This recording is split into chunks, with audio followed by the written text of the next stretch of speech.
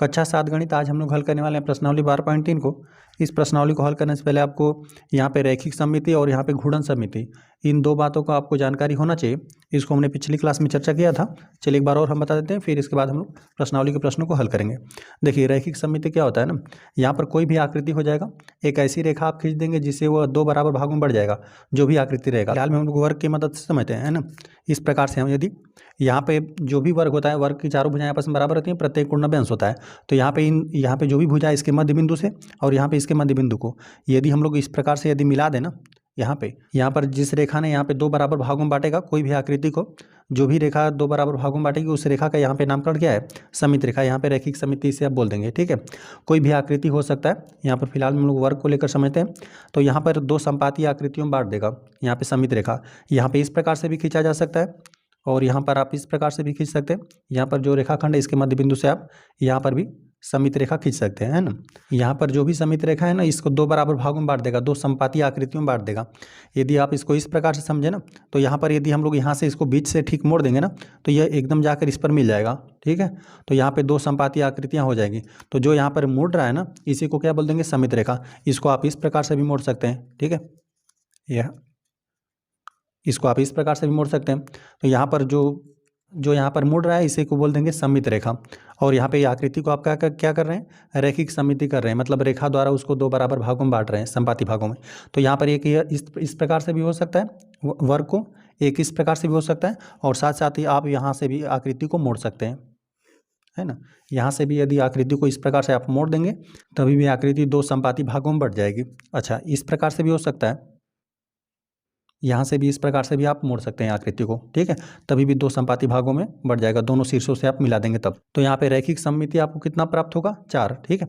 चलिए हो गया। अच्छा, एक होता है घूर्णन सममिति। इसमें आकृति को आपको घुमाना रहता है, घूर्णन करना रहता है, और यहाँ पे सममित आकृति आपको प्राप्त करना रहता है। तो चलिए यहाँ पर हम लोग फिलहाल में एक वर्ग की मदद समझते हैं। यहाँ पर एक वर्ग हो गया जिसमें चारों भुजाएं आपस में बराबर हो गया। जिस बिंदु से यहाँ पर इसको घुमाया जाएगा ना, इसको बोल देंगे घूर्णन केंद्र, ठीक है।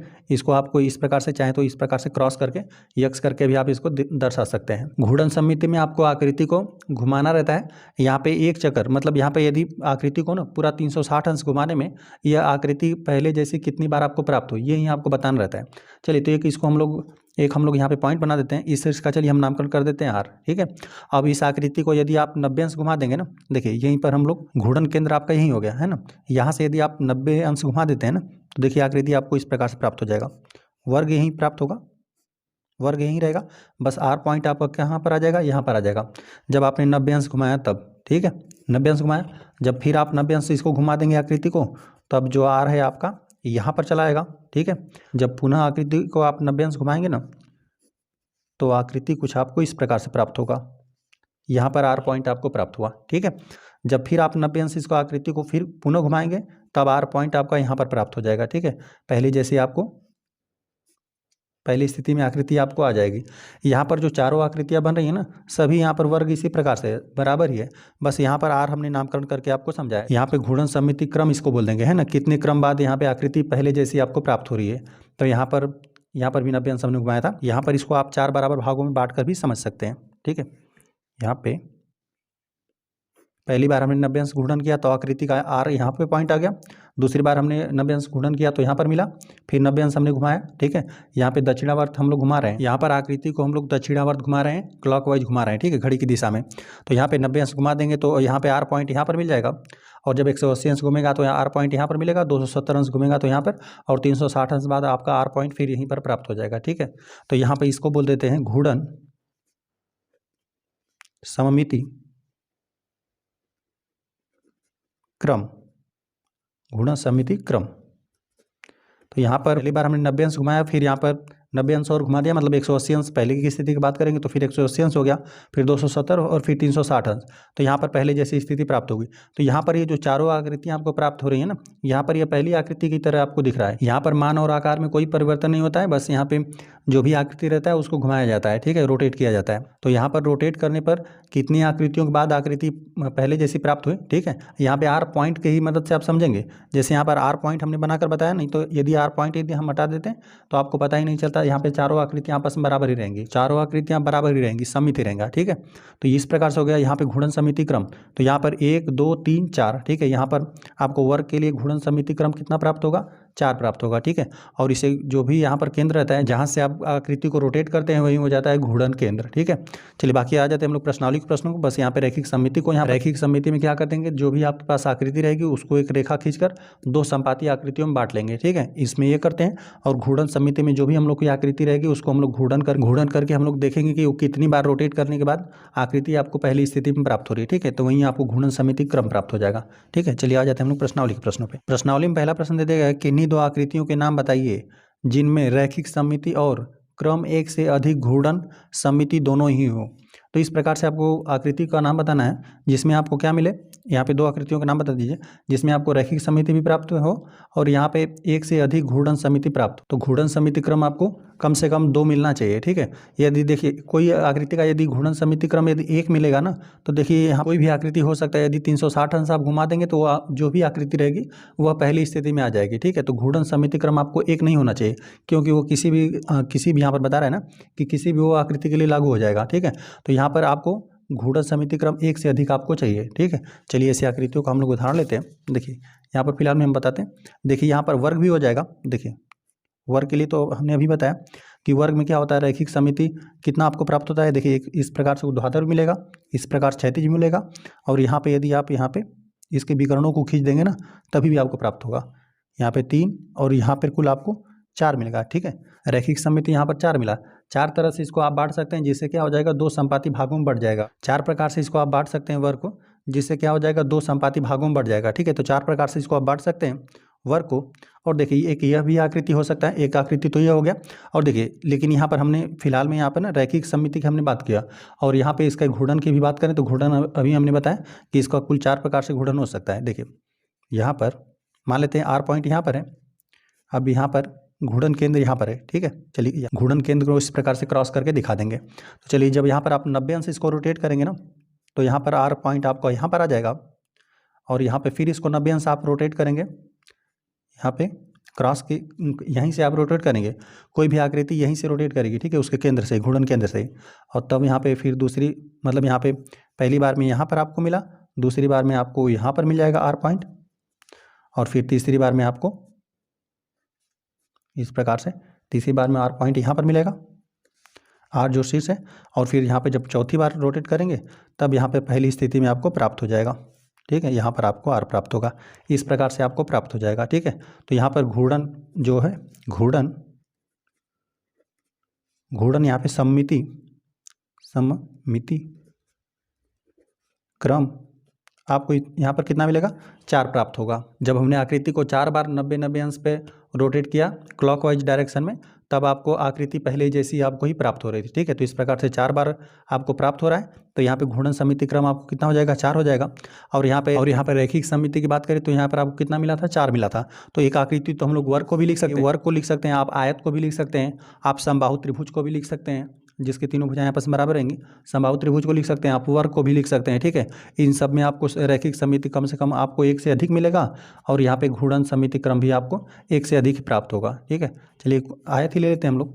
यहाँ पर हमने एक आयत बना दिया। ठीक है, और यहाँ पर इसका हो गया घूर्णन केंद्र। ठीक है, इसके ठीक बीच में रहेगा घूर्णन केंद्र हो गया। तो यहाँ पे रैखिक सममिति की हम लोग बात करेंगे तो कितना आपको प्राप्त होगा। देखिए यहाँ पे ठीक यहाँ से हम लोग ऊर्ध्वाधर बांट सकते हैं, तो 2 संपाती भागों में ये बढ़ जाएगा आयत, और यहाँ पे एक बार आप क्षैतिज बांट सकते हैं। ठीक है, इस प्रकार से क्षैतिज बांट देंगे। यहाँ पर दोनों बिंदु, यहाँ पे जो भी रेखाखंड रहेगा इसके मध्य बिंदु से होते हुए जाएगा, यहाँ पर भी रेखाखंड के मध्य बिंदु से होते हुए जाएगा। तो यहाँ पे रैखिक सममिति, मतलब पहली आकृति हम लोग वर्ग के लिए हल कर रहे हैं, और यहाँ पे दूसरी आकृति हम लोग यहाँ पे आयत के लिए बता रहे हैं। ठीक है, यहाँ पर ये आयत हो जाएगा, यहाँ पे दूसरी आकृति आयत के लिए हम बता रहे हैं। तो यहाँ पर तो आपको रैखिक सममिति कितना मिला, 2 मिला। और यहीं पे घूर्णन की बात करेंगे, घूर्णन सममिति क्रम आपको कितना मिलेगा, तो कुल आपको यहाँ पर 2 प्राप्त होगा। देखिए हम लोग चलिए R पॉइंट को इसी प्रकार से मान लेते हैं।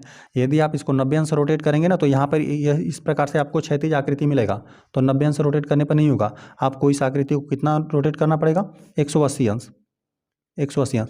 जब इसको 180 अंश रोटेट करेंगे तो यहाँ पर R दिख रहा है ना, वह यहाँ पर आ जाएगा। ठीक है, यहाँ पर आ जाएगा। यहाँ पर इसको हम बनाते हैं, आकृति ठीक यहाँ पे पहले जैसी ही दिखेगी, लेकिन यहाँ पे R पॉइंट यहाँ पर आ गया। ठीक है, इस प्रकार से हो गया। यहाँ पे इसका घूर्णन केंद्र है। चलिए फिर जब इसको 80 अंश फिर रोटेट कर देंगे ना, तो यहाँ पे कुल मिलाकर 360 अंश हो जाएगा। तब यहाँ पर आकृति आपको इस प्रकार से प्राप्त हो जाएगी। जो आर पॉइंट यहाँ पर दिख रहा है फिर आपको यहाँ पर मिलने लगा है, जो आर पॉइंट है यहाँ पर पहली आकृति की तरह आपको प्राप्त हो जाएगा। तो यहाँ पर 360 अंश घुमाने पर आकृति अपने पहली स्थिति जैसी कितनी बार दिखी, तो यहाँ पर 2 बार, एक बार यहाँ पर एक बार यहाँ पे, ठीक है। तो घूर्णन सममिति क्रम यहाँ पर कितना हो जाएगा, 2 हो जाएगा। घूर्णन सममिति क्रम यहाँ पर भी आप कुल 2 ही प्राप्त होगा, ठीक है। तो यहाँ पर आकृति बनाकर तो हमने बता दिया, ठीक है। आकृति बनाकर हमने समझाया रैखिक सममिति क्या है, 2 प्राप्त हो रहा है जो कि 1 से अधिक है, ठीक है। 1 से अधिक आपको प्राप्त होना चाहिए था। रैखिक सममिति भी देख रहे हैं, यहाँ पर भी वर्ग में भी 1 से अधिक आपको मिल रहा है, यहाँ पर रैखिक सममिति आयत में भी 1 से अधिक मिल रहा है, ठीक है। और वहीं इनके बात कर रहे हैं घूर्णन सममिति क्रम की, तो यहाँ पर आपको 4 प्राप्त हुआ वर्ग के लिए, और यहाँ पर घूर्णन सममिति क्रम आपको 2 प्राप्त हुआ आयत के लिए, ठीक है। चाहे तो वृत्त का भी उदाहरण ले सकते हैं, आप चाहें तो समबाहु त्रिभुज का भी उदाहरण ले सकते हैं, ठीक है। चलिए हमें 2 ही लिखना था, तो यहाँ पर इन दोनों को हमने नोट कर देते हैं, ठीक है। यहाँ पर जो भी 2 आकृतियाँ हमने लिया, यहाँ पे रैखिक सममिति इनका क्या था, 2 मतलब 1 से अधिक था, रैखिक सममिति 1 से अधिक था, और घूर्णन सममिति क्रम भी आपका 1 से अधिक था, ठीक है। तो यही 2 आकृतियों को हम लोग लिख देते हैं, एक वर्ग लिख देते हैं, एक आयत लिख देते हैं। आप चाहें तो वृत्त भी लिख सकते हैं, आप चाहें तो समबाहु त्रिभुज भी लिख सकते हैं। चलिए तो पहले वाले प्रश्न के लिए हम लोग नोट कर देते हैं, 2 आकृतियाँ, एक वर्ग हो जाएगा और एक आयत हो जाएगा, ठीक है। यही दो आकृतियों को हमें बताना था, जिसमें यहाँ पे रैखिक सममिति और यहाँ पे घूर्णन समितियों की संख्या, घूर्णन समिति क्रम क्या हो, 1 से अधिक हो। तो यही 2 आकृतियाँ हमने नोट कर दिया। चलिए आ जाते हैं हम लोग प्रश्न नंबर 2 पे। प्रश्न नंबर 2 दे दिया गया ना, जहाँ संभव हो निम्नलिखित की एक रफ आकृति खींचे। रफ आकृति खींचकर आपको दिखाना है। पहले वाले प्रश्न में आपको दे दिया गया एक त्रिभुज जिसमें रैखिक सममिति और क्रम 1 से अधिक की घूर्णन सममिति दोनों ही हो।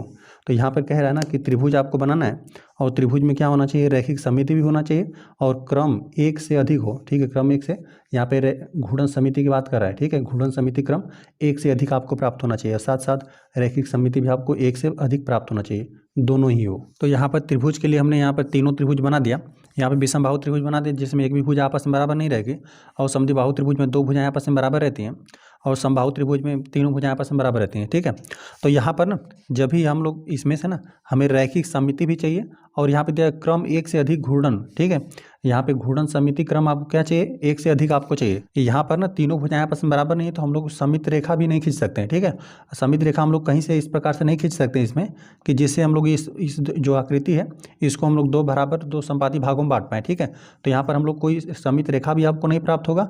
और यदि घूर्णन समिति क्रम की हम लोग बात करेंगे ना, तो यहाँ पर यदि हम लोग आर पॉइंट बना देंगे, तो इस आकृति को ना पूरा एक चक्कर आपको घुमाना पड़ेगा। कितना, 360 अंश घुमाएंगे तब आपको आकृति ऐसी प्राप्त होगी। इस आकृति को आप 360 अंश घुमाएंगे तब जाकर आपको ऐसी आकृति प्राप्त होगी, ठीक है।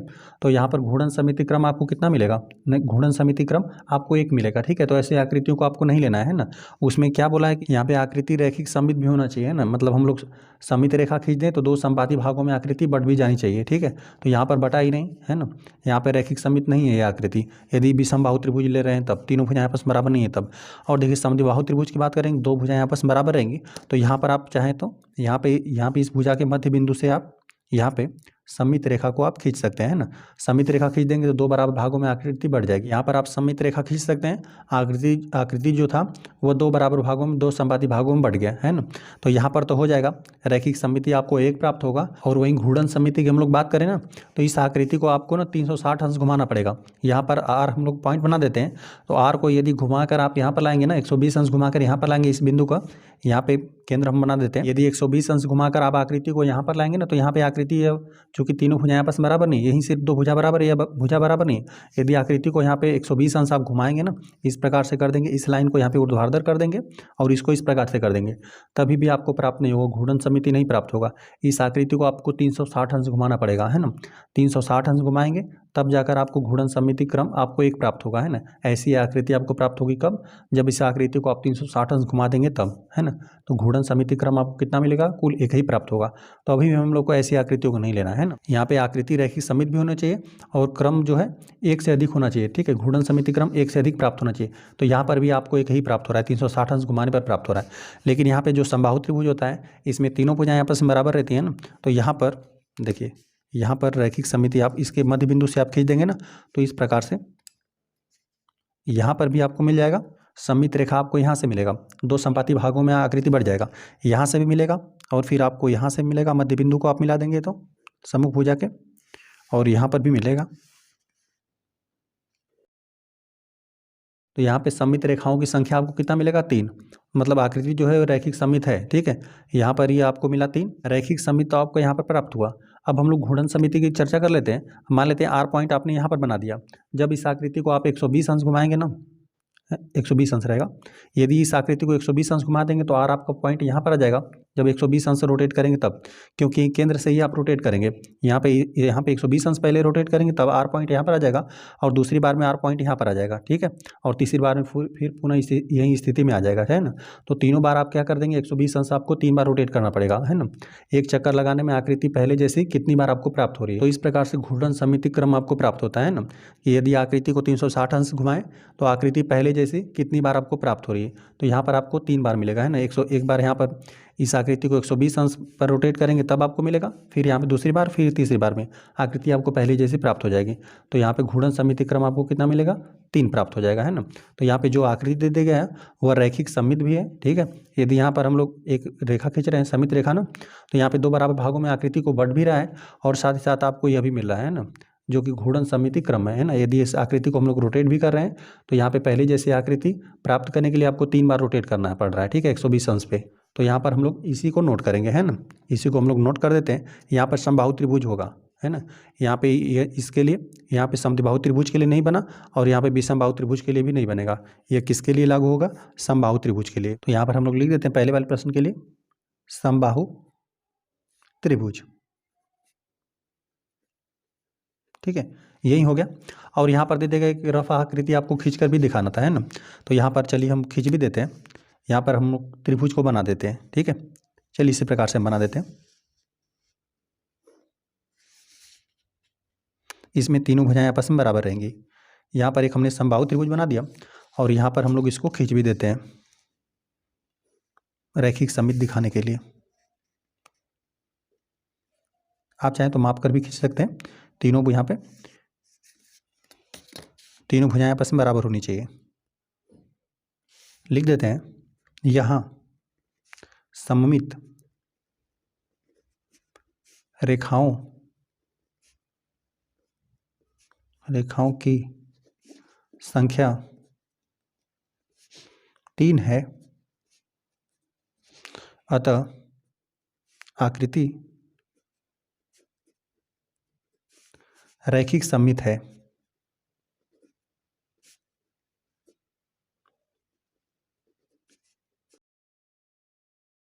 यहाँ पर सममित रेखाओं की संख्या आपको 3 प्राप्त हुआ, जिससे आकृति 2 संपाती भागों में बढ़ गया, है ना, 2 बराबर भागों में बढ़ गया। अतः जो आकृति वो रैखिक सममिति है, यह हो गया। और हम चलिए घूर्णन सममिति क्रम के बारे में भी चर्चा कर लेते हैं ना।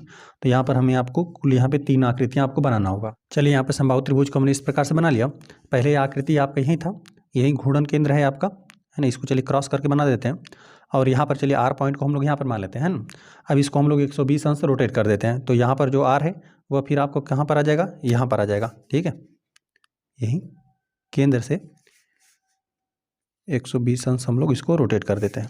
तो यहाँ पे आर पॉइंट आपका यहाँ पर आ जाएगा। घूर्णन सममिति क्रम 1 बना, ठीक है। और चलिए दूसरे बार में यहाँ पर आ जाएगा। यहाँ पर इसको भी हम लोग खींच देते हैं।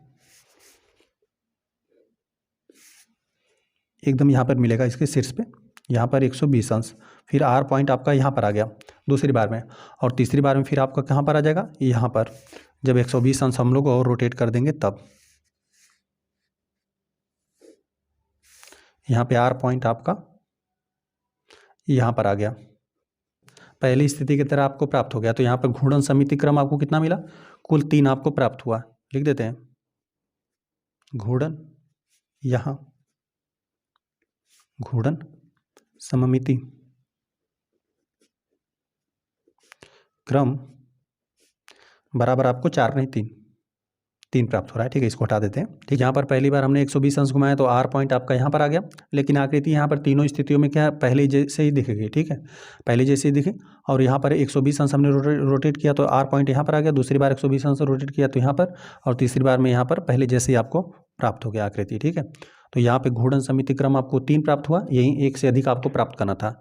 तो यही आपको प्राप्त हुआ। जो भी आकृति आपकी है, ये जो आकृति है समबाहु त्रिभुज, यह क्या है, रैखिक सममित भी है और साथ साथ यहाँ पे घूर्णन सममिति क्रम क्या है, एक से अधिक है। ठीक है, जो कि आपको यहाँ पर 3 प्राप्त हो रहा है। सेकंड प्रश्न दे दिया गया है, एक त्रिभुज जिसमें केवल रैखिक सममिति और क्रम एक से अधिक की घूर्णन सममिति न हो। कह रहा है कि रैखिक सममिति भी होना चाहिए और जो यहाँ पे घूर्णन सममिति क्रम है ना, यहाँ पे एक से अधिक नहीं होना चाहिए। मतलब एक से अधिक मतलब एक के बराबर होना चाहिए, लेकिन 2, 3 इस प्रकार से नहीं होना चाहिए, है ना। जब हम त्रिभुज के बारे में समझ रहे थे ना, तो यहाँ पर समद्विबाहु त्रिभुज के बारे में हमने समझा। यहाँ पर समद्विबाहु त्रिभुज में 2 भुजाएं आपस में बराबर रहती हैं और यहाँ पे रैखिक मतलब यहाँ पे सममित रेखा आपको एक प्राप्त होता है। सममित रेखा आपको एक प्राप्त होता है, तो यहाँ पे जो भी आकृति है वो रैखिक सममित है। यहाँ पर जो ये आकृति बनी हुई है समद्विबाहु त्रिभुज, यह क्या है, रैखिक सममित है, क्योंकि यहाँ पर एक सममित रेखा आपको प्राप्त हो रहा है ना।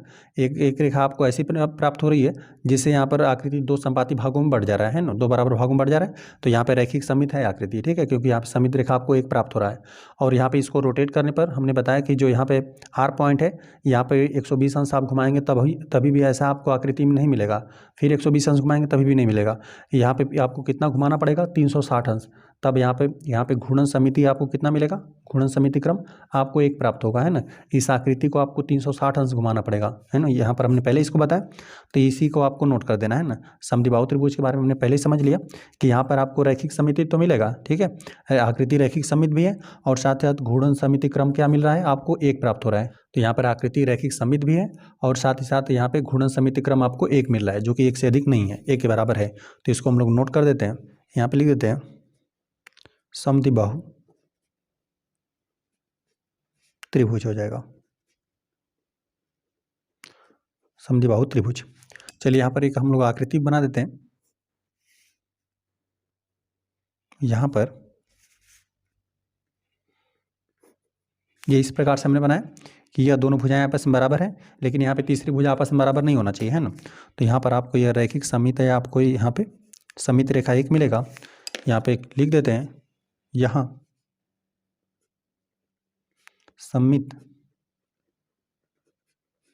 रेखा एक है। सममित रेखा आपको एक भी प्राप्त हो जाएगा, तो जो भी आकृति रहेगी वो रैखिक सममित हो जाएगा। अतः आकृति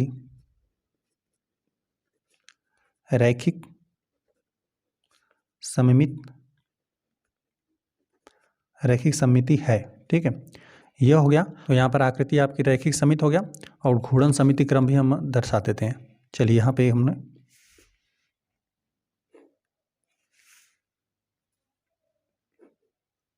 इस प्रकार से हमने त्रिभुज बना लिया और यहाँ पर हम लोग आर नामकरण कर देते हैं। यह वाली भुजा और यह वाली भुजा आपस में बराबर है, ठीक है। अब चलिए घूर्णन सममिति क्रम, जब इसको आप ना 300 यहाँ पे केंद्र भी बना देते हैं, यहाँ पर ये केंद्र हो गया। इस आकृति को जब आप 360 अंश घुमाएंगे तब आपको ऐसी आकृति प्राप्त होगा। यहाँ पे इस आकृति को आपको कितना, 360 अंश, हम चलिए क्लॉकवाइज ही घुमा देते हैं, 360 अंश है, इसको हम लोग रोटेट कर देंगे, तब आपको आकृति पुनः इसी प्रकार से आपको प्राप्त होगी, ठीक है। दोनों आकृति बनाएंगे तो एकदम सेम बनाएंगे। यहाँ पर भी ये वाली भुजा आपस में बराबर हो गया और यही आ रहा है, सेम आकृति है, बस यहाँ पे रोटेट होने के बाद, है ना। आप चाहें तो इसको नाप कर भी बना सकते हैं, ठीक है। चलिए यहाँ पर हम लोग लिख देते हैं, घूर्णन, यहाँ घूर्णन सममिति क्रम एक है।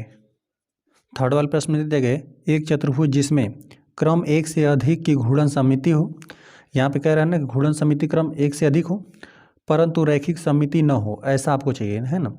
यहाँ पे रैखिक सममिति नहीं होना चाहिए, लेकिन उसमें घूर्णन सममिति एक से अधिक हो, ऐसा आपको प्राप्त करना है, ठीक है। और चतुर्भुज दे देगा, चतुर्भुज में आयत सब आ जाएगा, ठीक है। यदि हम लोग मान लेते हैं आयत को ही हम ले लेते हैं, आयत की बात करें, चलिए इस प्रकार से हम लोग बना देते हैं। समूह भुजाएं बराबर और समांतर रहता है, ठीक है, समूह भुजाएं बराबर और समांतर रहेगा। तो यहाँ पर हमें पता है कि जो यहाँ पे सममित रेखा है ना, ये हमें कुल 2 प्राप्त होगा, है ना। चलिए यहाँ पर हम लोग लिख देते हैं, सममित रेखा आपको यहाँ पर 2 मिलेगा और यहाँ पर हम लोग दूसरे में लिख देते हैं घूर्णन सममिति क्रम, यहाँ पर सममित रेखा आपको 2 प्राप्त हो रहा है, तो इससे ये पता चला कि जो भी आकृति है वह रैखिक सममित है। मतलब रेखाओं द्वारा इसको 2 समपाती भागों में 2 बराबर भागों में बांट सकते हैं, तो यह आकृति जो है रैखिक सममित है। अच्छा, घूर्णन सममिति क्रम इसमें कितना होगा?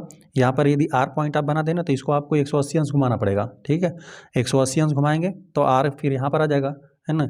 90 अंश पर आपको नहीं प्राप्त होगा, है ना। केंद्र से आपको कितना अंश घुमाना पड़ेगा? 180 अंश घुमाना पड़ेगा। और फिर दूसरी बार जब 180 अंश घुमा देंगे, मतलब पहली बार 180 अंश घुमाएंगे तो आर पॉइंट यहाँ पर आ जाएगा। यहाँ पर घुमाएंगे तो इस प्रकार से 180 अंश, और जब दूसरी बार 180 अंश घुमा देंगे तो आर पॉइंट फिर आपका यहीं पर आ जाएगा, है ना। यहाँ पर हम लोग क्लॉकवाइज घुमा रहे हैं, तो यहाँ पर इस प्रकार से रोटेट करके यहीं पर आ जाएगा। तो घूर्णन सममिति क्रम आपको कितना मिलेगा?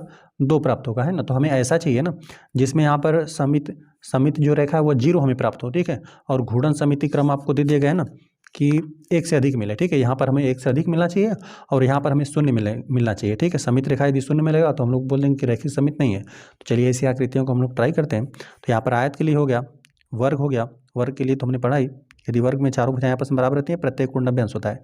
तो यहाँ पे सममित रेखाओं की बात कर देंगे तो यहाँ पे 1 2, यहाँ पे इस प्रकार से 3 होता है और यहाँ से 4 हो गया, ठीक है। विकर्णों खींच देंगे इस प्रकार से, तो यहाँ पे सममित रेखाओं की संख्या 4 आपको मिलेगा। और घूर्णन सममित क्रम की बात कर देंगे तो इसको यहाँ पर यदि आर पॉइंट मानेंगे तो यहाँ पे इसको 4 बार घुमाया जाता है, ठीक है। यहाँ पे एक बार रोटेट करेंगे 90 अंश, तो यहाँ पे क्लॉकवाइज, यहाँ पे यदि 90 अंश रोटेट करेंगे तो आर यहाँ पर आ जाएगा, दूसरी बार में आर यहाँ पे, तीसरी बार में यहाँ पे और चौथी बार में यहाँ पर आपको आ जाएगा, ठीक है। तो घूर्णन सममिति क्रम आपको यहाँ पर भी 4 प्राप्त होगा। इस प्रकार से वर्ग हो गया, आयत हो गया। चलिए हम लोग समांतर चतुर्भुज ले लेते हैं। समांतर चतुर्भुज, समांतर चतुर्भुज में क्या रहता है? समूह भुजाएं बराबर और समांतर रहती हैं, ठीक है। तो यहाँ पर इस प्रकार से हमने एक समांतर चतुर्भुज खींच लिया, है ना, जिसमें समूह भुजाएं आपस में बराबर और समांतर है। तो यहाँ पर आपको, यहाँ पे चाहे तो आप इस प्रकार से ऊर्ध्वाधर या क्षैतिज जिस प्रकार से खींचेंगे ना, चाहे तो यहाँ पे विकर्णों को यदि आप मिलाएंगे ना, तभी भी आपको यह आकृति, आपको सममित रेखा एक भी नहीं प्राप्त होगा। सममित रेखा आपको 0 प्राप्त होगा। तो यहाँ पे सममित रेखा आपको 0 प्राप्त होगा और यहाँ पे घूर्णन केंद्र आपको यहीं मिलेगा। और यहाँ से आप यदि रोटेट इसे करेंगे ना तो यहाँ पर आपको 360 अंश रोटेट करना पड़ेगा। यहाँ पे यदि आर पॉइंट, यहाँ इसको आप 360 अंश रोटेट करेंगे तब जाकर आपको फिर ऐसी स्थिति प्राप्त होगा, है ना। तो घूर्णन सममिति क्रम आपको 1 मिलेगा, है ना। तो यहाँ पर भी आपको नहीं मिलेगा। यहाँ पर दिया हुआ प्रश्न में रैखिक सममिति न हो, ठीक है, रैखिक सममिति नहीं होना चाहिए। तो यहाँ पर तो रैखिक सममिति आपको नहीं प्राप्त होगा, यहाँ पे 0 मिलेगा। लेकिन यहाँ पे दिया है ना कि यहाँ पे एक चतुर्भुज जिसमें यहाँ पे क्रम 1 से अधिक घूर्णन से प्राप्त हो, ठीक है। यहाँ पे जो घूर्णन सममिति क्रम हो क्या हो, 1 से अधिक हमें चाहिए। तो यहाँ पर तो हमें 1 ही मिला। तो ये चलिए कुछ और हम लोग ट्राई करते हैं। यहाँ पे समांतर चतुर्भुज हो गया, हम लोग सम चतुर्भुज ले लेते हैं, लिख देते हैं सम चतुर्भुज। सम चतुर्भुज मतलब जिसकी चारों भुजाएं आपस में बराबर हो। चलिए यहाँ पर हम बनाते हैं, इस प्रकार से हमने बना दिया, चारों भुजाएं हमने बराबर कर दी। चारों भुजाएं जब आपस में बराबर कर देंगे ना तो सममित रेखा आपको इस प्रकार से प्राप्त होगा। एक यह सममित रेखा मिलेगा और एक सममित रेखा आपको यहाँ पर मिलेगा, ठीक है। इस प्रकार से आपको यहाँ पर कुल 2 सममित रेखाएं प्राप्त होगी। यहाँ पे सममित रेखा प्राप्त होगा तो यह आकृति को भी हम लोग नहीं ले सकते क्योंकि यहाँ पे रैखिक सममिति आपको बोल दिया है कि 0 होना चाहिए, ठीक है। मतलब रैखिक सममिति आकृति नहीं होना चाहिए। तो यहाँ पे 2 मिला तो ये इस आकृति को हम लोग नहीं ले सकते। बाकी यहाँ पर आर रहेगा तो इसे रोटेट कर देंगे तो 180 अंश, तब आपको फिर यहाँ पर मिलेगा। और फिर 180 अंश रोटेट करेंगे तब जाकर आर आपको यहाँ पर मिलेगा। तो यहाँ पे घूर्णन सममिति क्रम आपको 2 प्राप्त होगा, ठीक है। तो ये हो गया। और हम लोग किसको ट्राई कर सकते हैं? चलिए समलंब चतुर्भुज लिख देते हैं। समलंब चतुर्भुज, समलंब चतुर्भुज का एक उदाहरण ले लेते हैं। तो इसमें समूह भुजाएं आपस में समांतर रहती हैं, ठीक है। चलिए यह वाली भुजा हमने समलंब चतुर्भुज इसी प्रकार से हो जाएगा। समूह भुजाओं का एक युग्म समांतर होता है। चलिए इसको हमने समांतर बना दिया, यह भुजा इसके समांतर है। और यहाँ पर हम लोग इस प्रकार से लेते हैं कि यह वाली भुजा भी आपस में बराबर है, ठीक है। तो यहाँ पर हम लोग इसके ठीक हम लोग यहाँ पर ऊर्ध्वाधर खींचकर हम लोग एक सममित रेखा प्राप्त कर सकते हैं ना। तो यह जो भी आकृति है वो रैखिक सममित हो गया। और यहाँ पर इसको यदि रोटेट करके हमें प्राप्त करने की घूर्णन सममिति की बात करें ना तो यहाँ पर हम लोग केंद्र बना देते हैं और इसको जब आप रोटेट करेंगे ना 360 अंश इसको आपको रोटेट करना पड़ेगा, ठीक है। 360 अंश रोटेट करेंगे तब आपको ऐसी आकृति मिलेगी, है ना। तो यहाँ पर घूर्णन सममिति क्रम आपको 1 मिला। तो चतुर्भुज से तो यही सब आकृतियाँ बनती हैं। इन सबको हमने चेक किया ना, तो कोई भी आपको ऐसी आकृति नहीं प्राप्त हुआ जिसमें क्या हो कि यहाँ पे घूर्णन सममिति क्रम 1 से अधिक प्राप्त हो परंतु रैखिक सममित न हो, ठीक है। यहाँ पे जाहिर सी बात है यदि रैखिक सममित नहीं रहेगा, ठीक है, ये सभी आकृतियाँ तो रैखिक सममित बना, रैखिक सममित नहीं की बात करेंगे तो यही बना, ठीक है। यही समांतर चतुर्भुज रैखिक समिति नहीं बन रहा है यहाँ पे, लेकिन घूर्णन समिति क्रम हमें एक से अधिक नहीं मिलेगा, मतलब यहाँ पे एक से अधिक नहीं मिला। यहाँ पे बोल रहा था ना कि घूर्णन समिति क्रम क्या हो, एक से अधिक हमें प्राप्त हो। और देखिए इतना यहाँ पे चतुर्भुज से तो यही सब आकृतियाँ बनती हैं, और एक क्या बनेगा, और एक बनता यदि हम लोग चारों भुजाएं बराबर नहीं लेते तब, ठीक है। चतुर्भुज तो ये भी हो जाएगा जिसमें हम लोग चारों भुजाएं असमान कर देते हैं, ठीक है। चारों भुजाएं असमान रहेंगी तो यहाँ पर आपको समिति रेखा की संख्या आपको शून्य मिलेगा, है ना, समिति रेखा की संख्या शून्य मिलेगा। और यहाँ पर भी यदि घूर्णन समिति क्रम की बात करेंगे तो एक ही मिलेगा, इसको आपको 360 अंश आपको इस आकृति को, यहाँ पे यदि आर हम लोग मान लेंगे तो इस आकृति को 360 अंश रोटेट करना पड़ेगा, तब जाकर ऐसी आपको आकृति प्राप्त होगा, है ना। तो यहाँ पर कोई आपको ऐसी आकृति नहीं मिला, मतलब चतुर्भुज की हम बात करें, चतुर्भुज में कोई आपको ऐसा आकृति नहीं मिला जिसको यहाँ पर यहाँ पे समिति रेखा 0 प्राप्त हो, ठीक। आकृति रैखिक समिति नहीं रहे और यहाँ पे घूर्णन समिति क्रम आपको एक से अधिक मिले, तो है ना। यहाँ पर यदि हम लोग इन दोनों की बात करें, यदि 0 भी मिल रहा है तो यहाँ पर क्या मिल रहा है, एक ही आपको प्राप्त हो रहा है, ठीक है। यहाँ पे एक से अधिक आपको प्राप्त नहीं हो रहा है ना। तो यहाँ पर हम लोग लिख देते हैं कि ऐसी आकृति संभव नहीं है। थर्ड वाले प्रश्न में लिख देते हैं संभव नहीं, ठीक है। इस प्रकार की आकृति संभव नहीं है। आ जाते हैं चौथे प्रश्न में, इसमें दे दिया है ना, एक चतुर्भुज जिसमें केवल रैखिक समिति हो और क्रम एक से अधिक की घूर्णन समिति न हो, ठीक है। यहाँ पे जो घूर्णन समिति क्रम है उसे एक से अधिक नहीं होना चाहिए, अन्यथा एक के बराबर होना चाहिए। जो भी आकृति वो रैखिक समिति हो, तो यहाँ पर हम लोग देख लेते हैं, इसको तो अभी हमने बनाया, यहाँ पे रैखिक समिति होना चाहिए। तो यहाँ पर ये सब रैखिक समिति है, यहाँ पे रैखिक समिति हो, दिया हुआ क्रम एक से अधिक की घूर्णन समिति न हो, है ना। मतलब घूर्णन समिति क्रम क्या हो, एक के बराबर हो, ठीक है। एक से अधिक नहीं होना चाहिए, मतलब एक के बराबर होना चाहिए।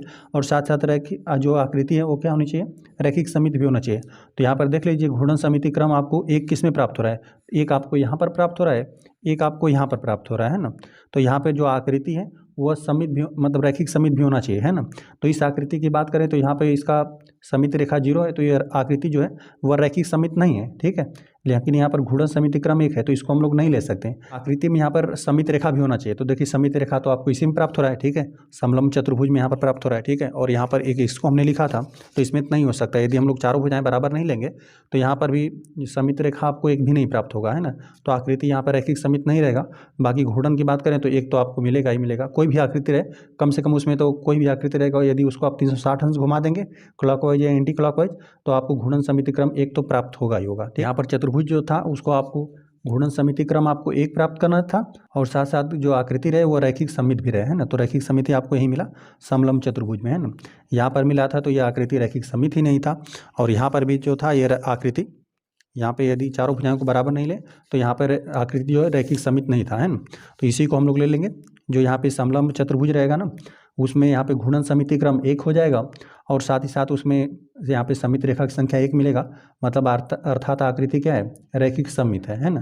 तो इसी को हम लोग नोट कर देते हैं, समलंब चतुर्भुज हो जाएगा। लिख देते हैं चौथे प्रश्न का हल हो जाएगा समलंब चतुर्भुज, ठीक है। समलंब चतुर्भुज हो जाएगा, और साथ साथ हम लोग इसका आकृति बना देते हैं।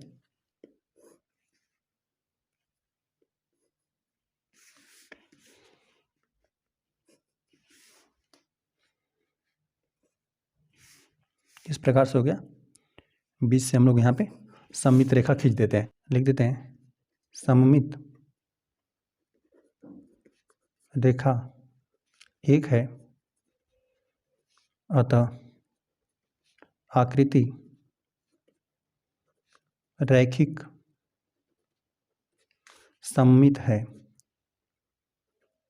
सममित, चलिए सममिति करके लिख देते हैं, रैखिक समिति है। और इसको तो हमने लिख दिया रैखिक समिति को, और साथ साथ आपको घूर्णन का भी लिखना था, है ना। घूर्णन समिति क्रम एक आपको मिले। चलिए तो आकृति ही है, यहाँ पर हम लोग इसका केंद्र बना देते हैं। घूर्णन केंद्र ये हो गया, आर पॉइंट को यहाँ पर बना देते हैं। जब इसको हम लोग 360 अंश रोटेट करेंगे ना, यहाँ पे लिख देते हैं, रोटेट कर देंगे 360 अंश, तब आपको यह आकृति इस प्रकार से प्राप्त होगी, है ना। इस आकृति को 360 अंश रोटेट करना होगा। लिख देते हैं, इस प्रकार से रहेगा। घूर्णन सममिति क्रम एक है, ठीक है। इसी प्रकार की आपको आकृति चाहिए थी जिसमें घूर्णन समिति क्रम एक से अधिक न हो। प्रश्न 3 दिया हुआ है, यदि किसी आकृति की 2 या अधिक सममित रेखाएं हों तो क्या यह आवश्यक है कि उसमें क्रम एक से अधिक की घूर्णन समिति होगी, ये आपको बताना है कि घूर्णन समिति क्रम एक से अधिक आपको प्राप्त होगा। यहाँ पर दे देगा कम से कम यहाँ पे आकृति की 2 या 2 से अधिक समित रेखाएं होनी चाहिए। ठीक है, चलिए इस प्रश्न को हम लोग हल करते हैं। प्रश्न आपको यही पूछा हुआ है कि आप कोई आकृति ले लीजिए जिसमें कम से कम 2 समित रेखाएं हों या फिर उससे अधिक भी समित रेखाएं हो सकती हैं। तो आपको यहाँ पे हाँ या ना में जवाब देना है। तो क्या यह आवश्यक है कि उसमें क्रम एक से अधिक की घूर्णन समिति होगी? तो क्या उसमें घूर्णन समिति क्रम एक से अधिक होगा? इसको आपको बताना है, हाँ या ना में जवाब देना है ना। तो चलिए हाँ या ना हम लोग लिख देंगे। एक हम लोग सारणी बनाते हैं, यहाँ पर हम लोग लिख देते हैं आकृति। इसमें हम लोग उन्हीं आकृतियों को सम्मिलित करेंगे जिसमें यहाँ पर कम से कम 2 समित रेखाएं हों या उससे अधिक भी हो सकती हैं। आकृति यहाँ पर लिख देंगे, यहाँ पर हम लोग लिख देते हैं सममित रेखा। सममित रेखा हम लोग नोट कर देंगे। और तीसरे में हम लोग नोट कर देंगे घूर्णन समिति क्रम। घूर्णन समिति क्रम जितना आएगा उसको हम लोग नोट कर देंगे, है ना। तो चलिए इसमें हम लोग उन्हीं आकृतियों को सम्मिलित करेंगे जिसको यहाँ पे कम से कम 2 समित रेखाएं होनी चाहिए। ठीक है, तो यहाँ पर हम लोग यदि त्रिभुज के बारे में चर्चा करें, त्रिभुज के बारे में हमने पढ़ा था, तो यहाँ पर हमने बताया था कि जो विषमबाहु त्रिभुज होता है उसमें कोई समित रेखा नहीं आपको प्राप्त होता है, और समद्विबाहु त्रिभुज में केवल एक समित रेखा आपको प्राप्त होता है ना। तो केवल एक समित रेखा प्राप्त होगा तो इसको भी हम लोग नहीं सम्मिलित कर सकते हैं, है ना। कम से कम 2 होना चाहिए। तो यहाँ पर हम लोग देखिए समबाहु त्रिभुज को सम्मिलित कर सकते हैं। समबाहु त्रिभुज में क्या होता है, इसमें 3 यहाँ पे सममित रेखाओं की संख्या यहाँ पर 3 आपको प्राप्त होती है। आकृति को आप 3 प्रकार से संपाती 2 संपाती भागों में बांट सकते हैं ना। तो यहाँ पर इसको हम लोग नोट कर लेते हैं, है ना। यहाँ पर ये समबाहु त्रिभुज, समबाहु त्रिभुज, ठीक है। इसकी हम लोग बात करें तो यहाँ पर इसमें कितना होता है, समित रेखाओं की संख्या 3 होता है ना। तीनों भुजाएं इसमें आपस में बराबर रहती हैं। तो यहाँ पर किसी भी शीर्ष से सम्मुख या सम्मुख भुजा पर मध्य बिंदु पर मिला देंगे तो समित रेखा आपको प्राप्त हो जाएगा। तो इसमें कुल आपको 3 मिलेगा, ठीक है। और घूर्णन समिति क्रम यहाँ पर आपको कितना मिलेगा, 3। यहाँ पर इस आकृति को 3 बार आप यहाँ पे 120 अंश के कोण पर क्लॉकवाइज या एंटी क्लॉकवाइज आप घुमा देंगे ना, 120 अंश के कोण पर 3 बार, तो आपको पुनः आकृति इसी प्रकार से आपको प्राप्त हो जाएगी, है ना। 360 अंश घुमाने पर या आपको आकृति कितने बार इस प्रकार से मिली, तो वह आकृति आपको मिलेगा 3, ठीक है। 3 बार आकृति आपको इस प्रकार से मिलेगा जब इसको 360 अंश घुमाएंगे तब। तो यहाँ पर घूर्णन समिति क्रम आपको 3 मिलेगा। तो इसको हम लोग नोट कर लिए। चलिए और हम लोग निष्कर्ष निकालते हैं। देखिए हम लोगों ने आयत के बारे में पढ़ा, तो यहाँ पे समित रेखाओं की संख्या क्या मिला था आपको, 2 मिला था, है ना, आयत में। और यहाँ पे घूर्णन समिति क्रम आपको कितना मिला था, 2, ठीक है। इसको भी हम लोग नोट कर देते हैं। आयत की बात करें तो यहाँ पे समित रेखाओं की संख्या 2 होता है, एक ऊर्ध्वाधर एक क्षैतिज हो जाएगा, यहाँ पे 2। और यहाँ पे घूर्णन समिति क्रम एक बार इसको 180 अंश घुमाएंगे, फिर 180 अंश घुमाएंगे, तो 2 बार ऐसी आकृतियाँ आपको प्राप्त होगा, है ना। इस आकृति को जब 180 अंश घुमाएंगे तभी भी आकृति आपको इसी प्रकार से मिलेगी, फिर 180 अंश घुमाएंगे तब इसी प्रकार से आकृति प्राप्त होगी, है ना। तो यहाँ पे 360 अंश घुमाने में आकृति आपको कितनी बार एक जैसी मिली, तो यहाँ पे 2 बार मिलेगा। तो यहाँ पर घूर्णन समिति क्रम आपको 2 मिला, है ना। आयत को भी नोट कर सकते हैं, साथ साथ वर्ग को भी नोट कर सकते हैं। वर्ग में हमने बताया कि यहाँ पे समित रेखाओं की संख्या 4 है, ठीक है।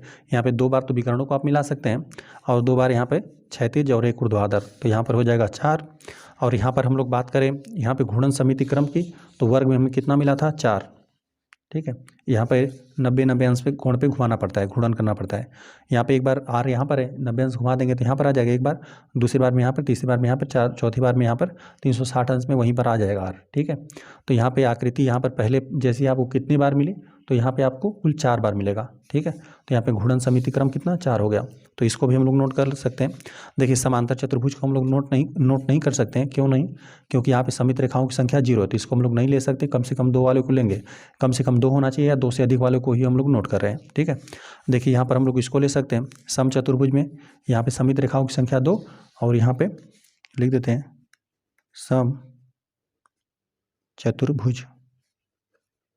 सम चतुर्भुज की बात करें तो इसमें समित रेखाओं की संख्या आपको 2 मिलेगा, साथ ही साथ इसका यहाँ पे घूर्णन समिति क्रम आपको कितना मिला, 2 मिलेगा, है ना। और यहाँ पे समलंब चतुर्भुज को हम लोग नोट नहीं कर सकते क्योंकि यहाँ पर समित रेखाओं की संख्या 1 है, तो इसको हम लोग नोट नहीं कर सकते हैं। और देखिए कौन सी आकृतियाँ हो सकती हैं, और देखिए वृत्त भी हो सकता है। यदि हम लोग वृत्त की बात करें, वृत्त की हम लोग बात करें ना, इस प्रकार से यदि हम वृत्त बना दें, यहाँ पर इसका केंद्र हो गया, तो यहाँ पर यदि समित रेखाओं की संख्या ना आप केंद्र से होते हुए जितनी चाहें उतनी खींच सकते हैं, ठीक है। यहाँ पर अनंत होता है, जैसे यहाँ पर केंद्र से होते हुए आप यहाँ पर इस प्रकार से यहाँ पर केंद्र से होते हुए आप जितनी चाहें उतनी रेखाएं आप खींच सकते हैं ना। तो यहाँ पर अनंत हो जाएगा, वृत्त के लिए तो अनंत रहेगा। यहाँ पे अनंत हो जाएगा। और घूर्णन समिति क्रम आपको यहाँ पर भी अनंत ही प्राप्त होगा, है ना। यहाँ पर जो आकृति रहेगा, अब इसको मतलब मान लेते हैं एक इस प्रकार से वृत्त हो गया, यहाँ पर केंद्र हो गया ना। यहाँ पर जो आकृति है मान लेते हैं यहाँ पे आर पॉइंट है ना, तो यहाँ पे आर पॉइंट एक चक्कर लगाने में आप चाहें तो घूर्णन समिति क्रम की बात करेंगे यहाँ पे ना, तो यहाँ पर आपको अनंत प्राप्त हो जाएगा। मान लेते हैं आर पॉइंट यहाँ पर है, तो यहाँ पे अनंत कोणों से आप इसको यहाँ पर घुमाकर फिर प्राप्त कर सकते हैं, ठीक है। आप कभी आर यहाँ पर लेंगे इस प्रकार से, कहाँ कहीं पर भी आर हो सकता है, तो यहाँ पर भी अनंत हो जाएगा। घूर्णन समिति क्रम यहाँ पर अनंत हो जाएगा वृत्त के लिए। यहाँ पे अनंत यह इसीलिए हो रहा है क्योंकि यहाँ पर आप कहीं से भी खींच सकते हैं, ठीक है। इसमें यहाँ पे सममित रेखा आप जहाँ चाहें वहाँ से भी खींच सकते हैं, ठीक है। लेकिन यहाँ पर जैसे यहाँ पे समचतुर्भुज में, यहाँ पे वर्ग में यहाँ पर फिक्स रहता है ना कि यहाँ पर यदि वर्ग की बात करें तो यहाँ पर आपको 90 अंश से ही खींचना पड़ेगा, ठीक है।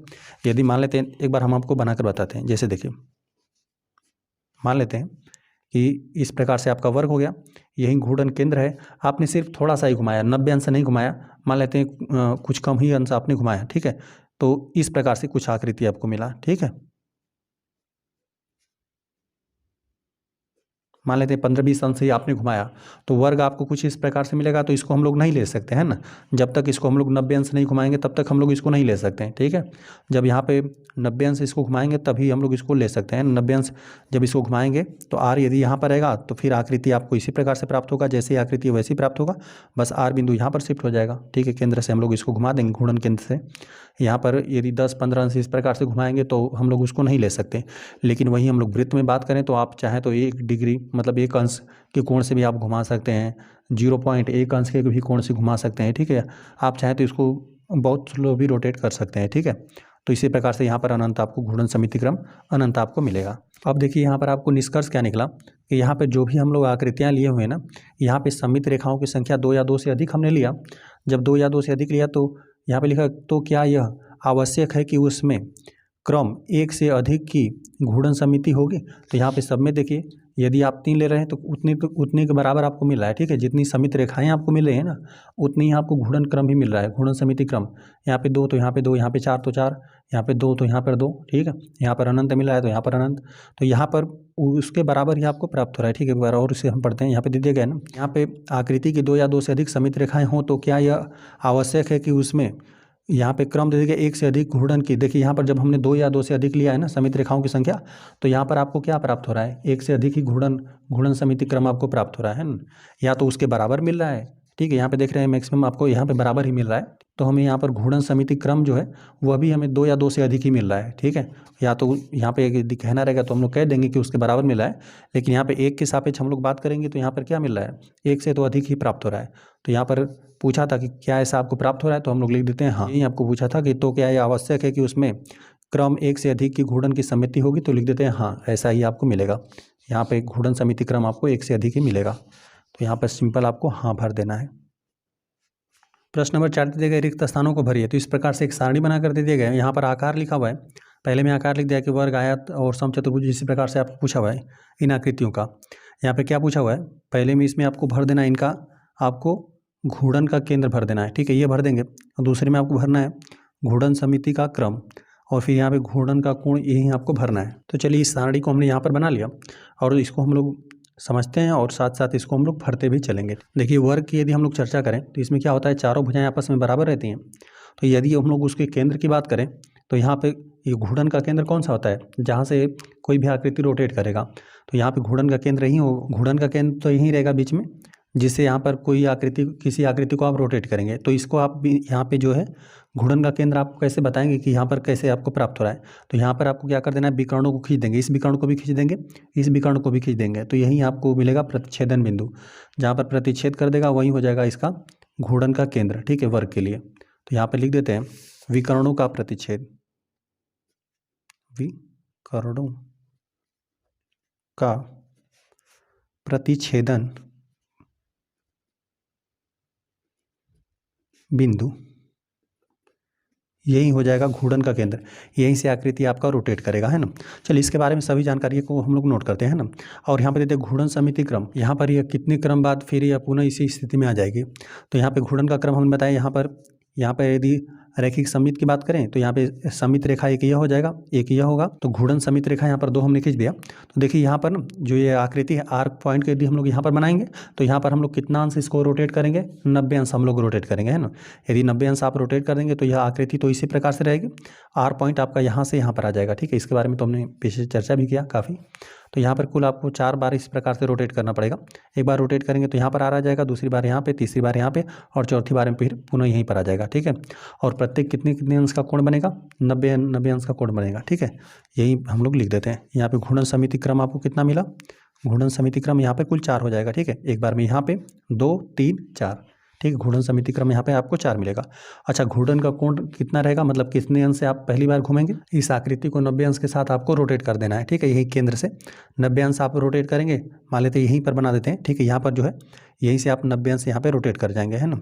यहाँ से 90 अंश आप रोटेट करेंगे तो आपका जो आर यहाँ पर रहेगा फिर आपको यहाँ पर प्राप्त हो जाएगा। तो यहाँ पे 3 बार 90 अंश आपको रोटेट करना होता है, तभी यहाँ पे घूर्णन समिति क्रम आपको 4 मिलता है। तो यहाँ पे घूर्णन का कोण यहाँ पे कितना है, 90 अंश है। चलिए आयत के बारे में हम लोग चर्चा करते हैं। आयत को इस प्रकार से बना देते हैं, आयत हो गया। अब इसका यदि घूर्णन का केंद्र, आप यहाँ पर घूर्णन का केंद्र क्या हो जाएगा, अब इसी को आपको बताना है घूर्णन का केंद्र, इसको किस प्रकार से आप बताएंगे। यहाँ पर भी आपको सिंपल विकर्णों को खींच लेना है, ठीक है। विकर्ण को यहाँ पर खींचेंगे तो केंद्र से होते हुए जाएगा, यहाँ पर भी इस विकर्ण को खींचेंगे तो यहीं पर केंद्र से होते हुए जाएगा, है ना। तो यहाँ पर भी हम लोग लिख देते हैं विकर्णों का प्रतिच्छेद, यहाँ पे विकर्णों का प्रतिच्छेदन बिंदु, ठीक है। यही हो जाएगा इस आकृति का घूर्णन केंद्र, यहीं से आकृति ये रोटेट करेगी, ठीक है।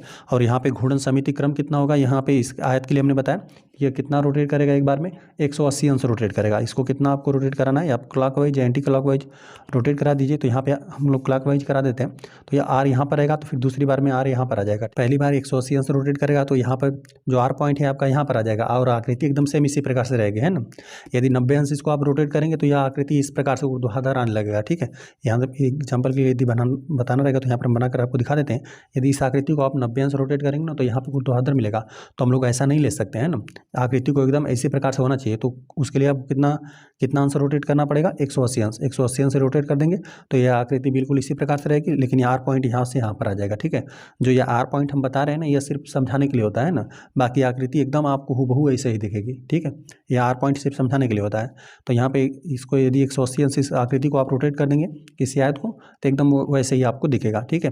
बस आर पॉइंट यहाँ पे समझाने के लिए होता है कि यहाँ पर एक बार 180 अंश रोटेट करेंगे तो आर पॉइंट यहाँ पर आ जाएगा, फिर जब दूसरी बार 180 अंश रोटेट करेंगे तो आर पॉइंट आपका यहाँ पे पुनः पहली स्थिति में आ जाएगा, है ना। तो यहाँ पे घूर्णन समिति क्रम कितना मिला, मतलब 360 अंश घूमने में आकृति पहले जैसी कितनी बार आपको मिली, तो यहाँ पर 2 बार आपको प्राप्त हो रही है आकृति, पहली बार 180 अंश में, फिर यहाँ पे 360 अंश में। तो आकृति का यहाँ पे घूर्णन समिति क्रम कितना मिला, 2। और घूर्णन कोण यहाँ पर कितना हो जाएगा, यहाँ पे 180 अंश कोण के साथ ही आकृति रोटेट करेगी, तो यहाँ पर बनेगा 180 अंश। अब यहाँ पर दे दिया गया है समचतुर्भुज। समचतुर्भुज में क्या होता है, चारों भुजाएं आपस में बराबर रहती हैं, ठीक है। इस प्रकार से हम बना देते हैं, ठीक है। यहाँ पे समचतुर्भुज की हम लोग बात कर देंगे तो चारों भुजाएं आपस में बराबर रहेंगे।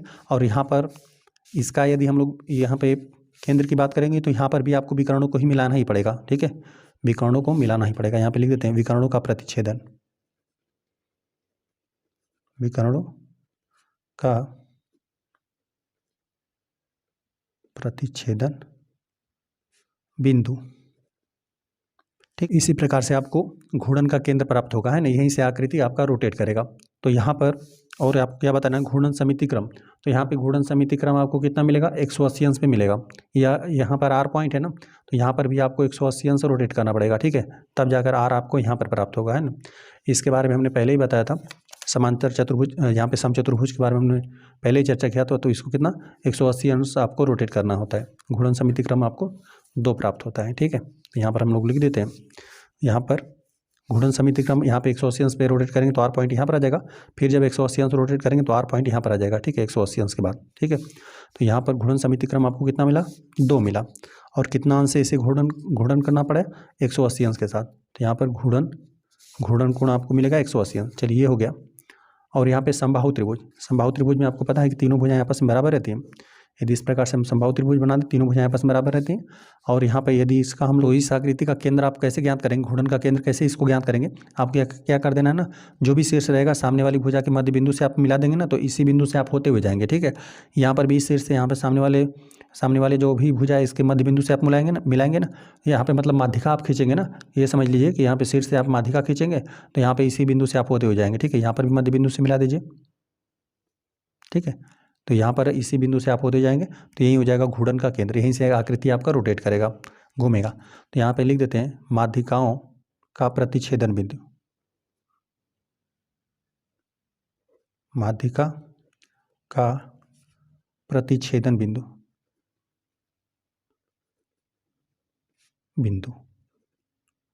जहाँ पर माध्यिकाएं एक दूसरे को प्रतिच्छेद करेंगी वही हो जाएगा घूर्णन का केंद्र। ठीक है, और यहाँ पे घूर्णन समिति क्रम के बारे में हमने बताया कि यहाँ पर 120 अंश के साथ ये आकृति रोटेट करेगा। मान लेते हैं आर पॉइंट यहाँ पर है, यदि आप इसको 120 अंश यहाँ पर देखिए कोण के हिसाब से आप हमेशा रोटेट करेंगे तो यहाँ पर कितना अंश का बनेगा कोण, 120 अंश का, तो आर पॉइंट आपका यहाँ पर आ जाएगा। फिर 120 अंश यहाँ पे रोटेट करेगा आकृति, तो आर पॉइंट आपका यहाँ पर आ जाएगा दूसरी बार में। ठीक है, 120 अंश, और जब तीसरी बार रोटेट करेगा 120 अंश तो आकृति आपका जो यहाँ पर है आर पॉइंट आपका यहाँ पर आ जाएगा, है ना। तो यह आकृति कितनी बार कुल रोटेट की, 3 बार, है ना। घूर्णन समिति क्रम आपको 3 बार, मतलब यहाँ पे 360 अंश घूमने पर यह आकृति अपने जैसी कितनी बार दिखी, तो यह आकृति कुल 3 बार अपने जैसी फिर दिखी। ठीक है, तो यहाँ पे 120 अंश जब आपने रोटेट किया तब, फिर आपने 120 अंश रोटेट किया, फिर 120 अंश रोटेट किया तब 3 बार। तो यहाँ पर हम लोग लिख देते हैं, यहाँ घूर्णन समिति क्रम कितना हो जाएगा, 3। और यहाँ पे कितने अंश के साथ यहाँ पे आकृति रोटेट कर रही है, तो यहाँ पे वही हो जाएगा घूर्णन का कोण, तो यहाँ पर है 120 अंश। ठीक है, यह हो गया। और यहाँ पे दे देगा ये समषटभुज मतलब उसमें कुल 6 बराबर भुजाएं होनी चाहिए। ठीक है, चलिए तो हम लोग इसको इस प्रकार से बना देते हैं, ये इस प्रकार से कुछ बनेगा। ठीक है, इसमें 6 आपस में 6 बराबर भुजाएं रहेंगी। तो यहाँ पर इसको भी आप उसी प्रकार से लिख दीजिए। देखिए यहाँ पे इसको हमने इस प्रकार से मिला दिया, और यहाँ पे इसको इस प्रकार से मिला देंगे, और यहाँ पे इसको इस प्रकार से मिला देंगे। ठीक है, यहाँ पर भी लिख देते हैं विकर्णों का प्रतिच्छेदन से ही आपको घूर्णन का केंद्र ज्ञात होगा। लिख देते हैं विकर्णों का प्रतिच्छेदन से ही आपको घूर्णन केंद्र ज्ञात होगा, यही हो जाएगा। यहीं से आकृति आपका रोटेट करेगी, या तो क्लॉकवाइज भी रोटेट करा सकते हैं या तो एंटी क्लॉकवाइज भी। चलिए ये हो गया। अब यहाँ पर आपको बताना था घूर्णन समिति क्रम।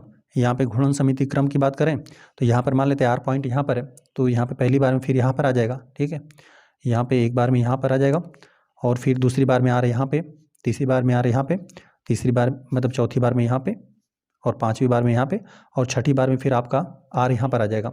और यहीं हम लोग कोण की बात करेंगे, कितने अंश के कोण के साथ ये आकृति रोटेट करेगा। तो यहाँ पर देख लीजिए कि ये आकृति कितनी बार कुल रोटेट कर रहा है। तो यहाँ पे 1 2 3 4 5 6, तो यहाँ पे 6 से भाग दे दीजिए, 6 का 12 6 बार पढ़ देंगे तो 36 हो जाएगा।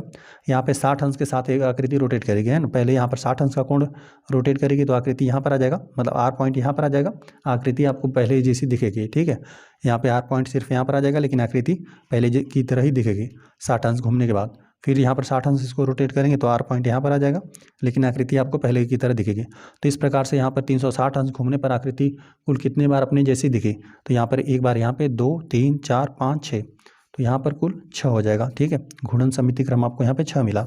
अच्छा, घूर्णन का कोण क्या था, 60 अंश था, है ना। इसी कोण के साथ ये आकृति बार बार रोटेट कर रही थी। यहाँ पे 60 अंश, फिर 60 अंश, इसी प्रकार से था, यहाँ पर 60 अंश। ये हो गया। अब आ जाते हैं हम लोग वृत्त के बारे में हम लोग चर्चा कर लेते हैं। तो यहाँ पर कोई मान लेते हैं यदि वृत्त हो गया, वृत्त है और वृत्त का यहाँ पर केंद्र है, तो यहाँ पर जो वृत्त का केंद्र हो जाएगा ना, वहीं से आपकी आकृति घूर्णन करेगी। ठीक है, घूर्णन का केंद्र यहाँ पर बात करेंगे ना, तो घूर्णन का केंद्र ही वृत्त का केंद्र हो जाएगा। लिख देते हैं वृत्त का केंद्र, यहीं से आपकी आकृति रोटेट करेगी, घूमेगी। ठीक है, ये हो गया। और यहाँ पे घूर्णन समिति क्रम की बात करेंगे, मतलब यहाँ पे आकृति को जब आप रोटेट करेंगे ना, तो कितनी बार आकृति अपने जैसी दिखेगी, तो यहाँ पर यह हो जाएगा अनंत बार आकृति अपने जैसा दिखेगा, है ना।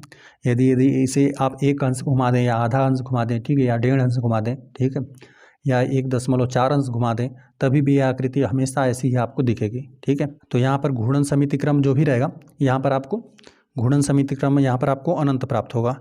लिख देते हैं यहाँ पे घूर्णन समिति क्रम आपको कितना मिलेगा, अनंत आपको प्राप्त होगा।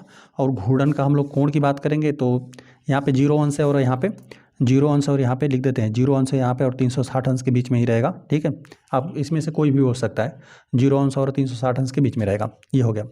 अर्धवृत्त पर आ जाते हैं। अर्धवृत्त का यहाँ पे घूर्णन का केंद्र की बात करें तो यहाँ पर लिख देते हैं, यहाँ पर जो भी वृत्त का केंद्र रहेगा या अर्धवृत्त का केंद्र रहेगा वही हो जाएगा घूर्णन का केंद्र। यहाँ पे लिख देते हैं अर्धवृत्त का केंद्र, अर्धवृत्त का केंद्र ही हो जाएगा घूर्णन का केंद्र। और यहाँ पे घूर्णन समिति क्रम की बात करें इसमें ना, देखिए एक अर्धवृत्त का हम यहाँ पे आकृति बनाते हैं, यहाँ पे ये हो गया, इसी प्रकार से रहेगा अर्धवृत्त। अर्धवृत्त का यहाँ पर यह केंद्र हो गया। ठीक है, यहीं से आकृति आपका रोटेट करेगा। तो यहाँ पर ना, यहाँ पे घूर्णन समिति क्रम की हम लोग बात करें तो इसको, इस आकृति को, ऐसा आकृति प्राप्त करने के लिए ना आपको 360 अंश इसको रोटेट करना पड़ेगा। ठीक है, यदि इसको 90 अंश आप रोटेट करेंगे तो आकृति कुछ इस प्रकार से आपको मिलेगी, ऊर्ध्वाधर मिलेगा, ऐसे मिलेगा, है ना। और फिर यहाँ पे मतलब यहाँ पे 90 अंश यदि आपने इसे रोटेट किया तब, ठीक है। और जब 180 अंश आप रोटेट करेंगे तो कुछ आकृति इस प्रकार से आपको मिलेगी। ठीक है, फिर ये जब आप 270 अंश इसे आप रोटेट करेंगे तो आकृति कुछ इस प्रकार से मिलेगा, यहीं से रहेगा, इस प्रकार से मिलेगा। फिर यहाँ पे 360 अंश के बाद ही आकृति इसी प्रकार से आपको प्राप्त होगा। यदि पॉइंट बनाकर बनाना रहेगा तो यहाँ पे 360 अंश घुमाएंगे तब आकृति फिर पुनः ऐसे आपको प्राप्त होगा। तो यहाँ पे घूर्णन समिति क्रम कितना, 360 में मतलब 360 मतलब एक ही बार, यहाँ पे घूर्णन समिति क्रम आपको कितना मिला, एक ही प्राप्त होगा। ठीक है, यहाँ पे घूर्णन का कोण कितना, 360 अंश हो जाएगा, इतने अंश से ही घूमना पड़ेगा। तो इस प्रकार से यह प्रश्न नंबर 4 हल हो गया। आ जाते हैं प्रश्न नंबर 5 पे। प्रश्न नंबर 5 दे दिया गया, ऐसे चतुर्भुजों के नाम बताइए जिनमें रैखिक सममिति और क्रम दे दिया गया एक से अधिक की घूर्णन समिति दोनों ही हो। तो ऐसे आपको आकृतियाँ बताना है जो यहाँ पे रैखिक सममिति भी हो और यहाँ पे घूर्णन समिति क्रम आपको क्या मिले, एक से अधिक प्राप्त हो। ठीक है, दोनों ही होना चाहिए। तो यहाँ पर तो चतुर्भुज के बारे में हमने यहाँ पर पहले समझा था पीछे। तो यहाँ पर देखिए आयत रहेगा तो यहाँ पे ये जो आकृति रहेगा यहाँ पे ये सममित भी रहेगा, इसमें आपको सममित रेखा भी सममित रेखा मिला। तो जो आकृति है वह रैखिक सममित है और यहाँ पे घूर्णन की संख्या आपको 2 मिला। ठीक है, और यहाँ पे प्रश्न पूछा था कि यहाँ पे रैखिक सममित होना चाहिए और यहाँ पे घूर्णन का क्रम कितना होना चाहिए, एक से अधिक होना चाहिए। तो यहाँ पर आपको एक से अधिक प्राप्त होगा। तो यहाँ पर आप आयत को भी लिख सकते हैं, वर्ग को भी लिख सकते हैं। यहाँ पर क्या है, यहाँ पे जो आकृति है वह रैखिक सममित है क्योंकि यहाँ पर आपको 4 प्राप्त हुआ है। ठीक है, इसमें सममित रेखाओं की संख्या 4 है, अतः जो ये आकृति है वह रैखिक सममित है। और यहाँ पे घूर्णन समिति क्रम आप कितना आपको मिला है, 4 मिला है। ठीक है, तो यहाँ पे इस आकृति को भी हम लोग नोट कर सकते हैं जो कि क्या है, एक से अधिक ही हो, तो इसको भी नोट कर सकते हैं। आप चाहें तो समचतुर्भुज को भी नोट कर सकते हैं। ठीक है, इन सभी आकृतियों को नोट करना है। तो ऐसे चतुर्भुजों के नाम बताइए, मतलब हम लोग सबको ही नोट कर देंगे। किसको नोट करेंगे, एक तो आयत हो जाएगा, एक तो वर्ग हो जाएगा और एक यहाँ पे समचतुर्भुज हो जाएगा। ठीक है, इन तीनों को हम लोग नोट कर देते हैं। आयत हो जाएगा और यहाँ पे वर्ग हो जाएगा, आयत हो गया, वर्ग हो गया। और ध्यान में रखेंगे कि आपको चतुर्भुज ही लिखना है, 4 भुजाओं से बंद आकृति ही होना चाहिए। तो यही होता है, आयत भी होता है 4 भुजाओं से बंद आकृति, वर्ग भी होता है 4 भुजाओं से बंद आकृति, और एक हमने बताया था समचतुर्भुज। समचतुर्भुज में बात करें तो सममित रेखाएं 2 होती हैं, तो यह जो आकृति बनेगा यह रैखिक सममित बनेगा। घूर्णन सममित क्रम इसमें आपको 2 मिलता है ना, तो यह भी आकृति हो सकता है, ये भी हो जाएगा और यह भी। ठीक है, वर्ग भी, आयत भी। ठीक है, इसको हमने पहले ही समझ लिया हुआ है। तो यही आकृतियाँ हो जाएंगी जिसमें जो ये आकृतियाँ ये रैखिक सममित भी हैं, साथ ही साथ इसमें घूर्णन समिति क्रम क्या है, एक से अधिक है ना। आयत की बात करेंगे तो इसमें घूर्णन समिति क्रम 2 मिलेगा, वर्ग में 4 मिलेगा और यहाँ पे समचतुर्भुज में आपको कितना मिलेगा, 2 मिलेगा। प्रश्न नंबर 6 दिया हुआ है, किसी आकृति को उसके केंद्र के परितः 60 अंश के कोण पर घुमाने पर वह उसकी प्रारंभिक स्थिति जैसी दिखाई देती है। यहाँ पे 60 अंश के कोण पर आकृति को घुमाया जा रहा है। ठीक है, इस आकृति के लिए ऐसे कौन से अन्य कोणों के लिए भी हो सकता है, ये आपको बताना है। ठीक है, क्वेश्चन मार्क है। तो यहाँ पर बताया जा रहा है, पहले ही आपको दे दिया गया आकृति 60 अंश के कोणों की परितः घुमाई जा रही है। जब भी कोई आकृति रहेगा ना तो कुल जब एक चक्कर संपूर्ण कर देगा तो हमें पता है कि वो 360 अंश का कोण वो बनाएगा। ठीक है, यदि पूरा चक्कर कर दिया तब, और हम लोग मान लेते हैं कि वो n बार, मान लेते हैं उसने n बार घूर्णन किया है ना, और यहाँ पर दे दिया गया कि वो 60 अंश के कोणों के साथ घूर्णन करा है। तो यहाँ पे गुणा में बराबर उधर भेज दीजिए, बराबर के उधर चला जाएगा तो यहाँ पे भागा में हो जाएगा 360 अंश बटा यहाँ पे 60 अंश, 6 का यहाँ पे 0 0 समाप्त हो जाएगा, 6 का पारा 6 पढ़ देंगे तो n का वैल्यू 6 है। ठीक है, मतलब यहाँ पे 60 अंश के कोण के साथ जो आकृति है उसने कुल कितने घूर्णन किए, 6 घूर्णन किए। ठीक है, 6 घूर्णन किए। तो देखिए इससे ये भी आपको पता चल गया ना कि जो आकृति है वो षटभुज ही है। ठीक है, और वो भी समषटभुज। यहाँ पे इस प्रकार से यदि आकृति को बनाना रहेगा तो यहाँ पे इस प्रकार से बना देते हैं। ठीक है, इसी प्रकार से रहेगा। और यहाँ पर ये केंद्र हो गया उसका, यहाँ पर R मान लेते हैं, यहाँ पर है, फिर यहाँ पर यह 60 अंश हो जाएगा आर फिर यहाँ पर आ जाएगा, फिर दूसरी बार में यहाँ पर 60 अंश, फिर तीसरी बार में यहाँ पर एकदम सीधी लाइन रहेगा, ये भी 60 अंश रहेगा, और इस प्रकार से यह चौथी बार, यह पांचवी बार, और यहाँ पे ये छठी बार। ठीक है, तो यहाँ पे एक समषटभुज है, जो आकृति है वह समषटभुज है। तो इसको हम लोग हल करते हैं, नोट करते हैं, लिखते हैं। माना आकृति को उसके केंद्र के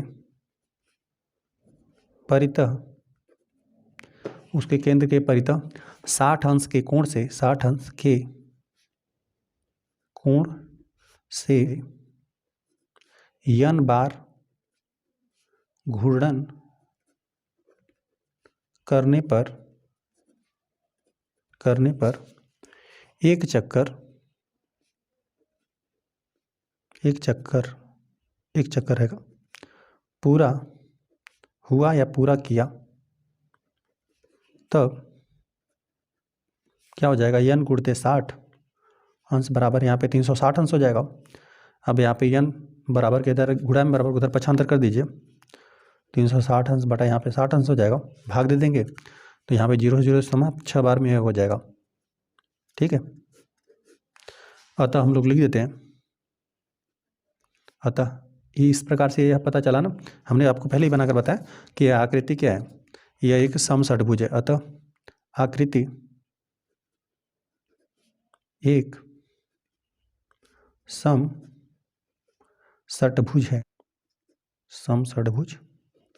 है। यदि इसको बनाना रहेगा तो यहाँ पर हम लोग इसको बना भी देते हैं आकृति को। तो यहाँ पर हमने एक समषटभुज को बना दिया, जिसको केंद्र के परितः 60 अंश के कोण पर कुल 6 बार घूर्णन किया गया था, जिसे यह आकृति एक चक्कर पूरा कर ली थी, है ना, एक बार पूरी तरह चक्कर इसने लगा लिया था, 360 अंश घूम गया था। तो यहाँ पर हम लोग इस आकृति को पूरा भी कर देते हैं। चलिए ठीक है, यहाँ से मिला देते हैं, क्योंकि हमें पूरा मिलाना ही पड़ेगा।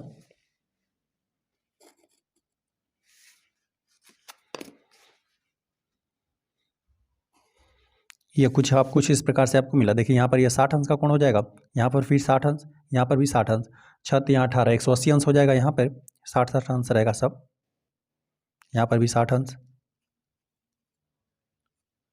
यहाँ पर भी 60 अंश। इस आकृति ने 60 अंश के कुल 6 घूर्णन किए थे। तब यहाँ पर मान लेते हैं आर पॉइंट आपका यहाँ पर है, आर एक हम लोगों ने एक शीर्ष का नाम यहाँ पे आर कर दिया। तो एक बार जब 60 अंश के कोण पर इसको रोटेट करेंगे, घुमाएंगे, यहाँ पे क्लॉकवाइज ही घुमाते हैं, आप चाहे तो एंटी क्लॉकवाइज भी घुमा सकते हैं।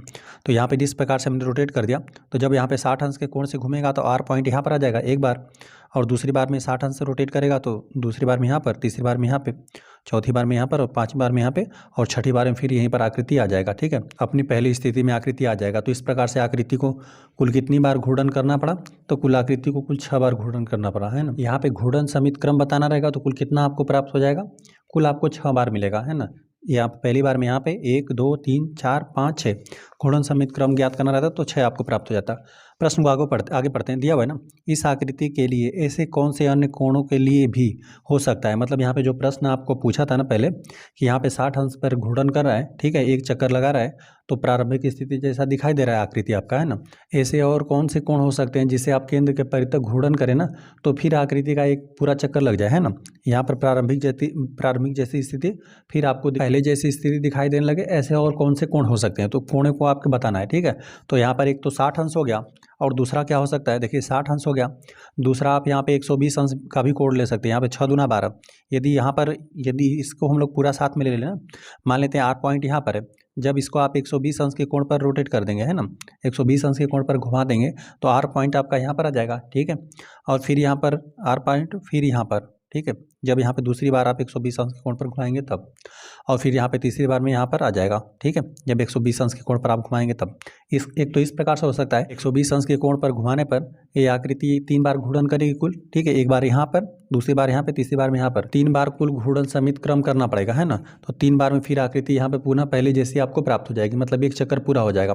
तो पहले 60 अंश से हो सकता है, पहले तो प्रश्न में ही दे दिया गया था, अब उससे हम लोग आकृति प्राप्त कर लिए। अब यहाँ पर हम लोग बता रहे हैं कि एक तो कोण हो सकता है, 120 अंश के कोण से भी आप घूर्णन करके एक चक्कर लगा सकते हैं ना, 120 अंश में हमने बताया किस प्रकार से हो रहा है। और एक यह भी हो सकता है कि आप यहाँ पे 3 को साथ में ले रहे हैं ना, 6 मतलब यहाँ पे 60 120 अंश को हमने एक बार साथ में लेकर दिखाया। अब यहाँ पे एक बार और आप क्या लिख सकते हैं, इन तीनों को साथ में ले सकते हैं ना। यहाँ पर ये हो सकता है 60 60, यहाँ पे 60, इन तीनों को हम लोग यदि 60 में ले लें, मतलब 7 में ले लें, तो यहाँ पे 6 या 18 180 अंश का कोण हो जाएगा।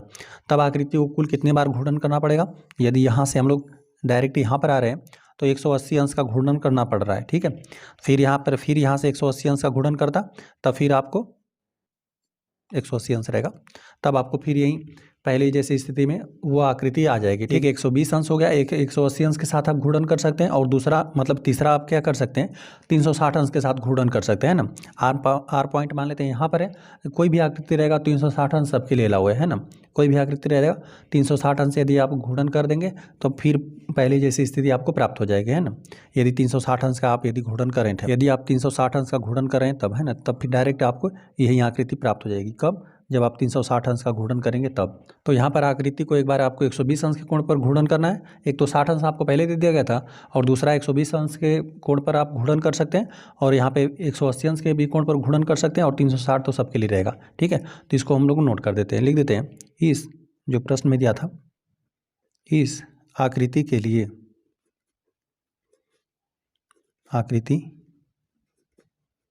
लिए अन्य कोण 120 अंश, 180 अंश तथा 360 अंश हो सकते हैं, जिससे आकृति को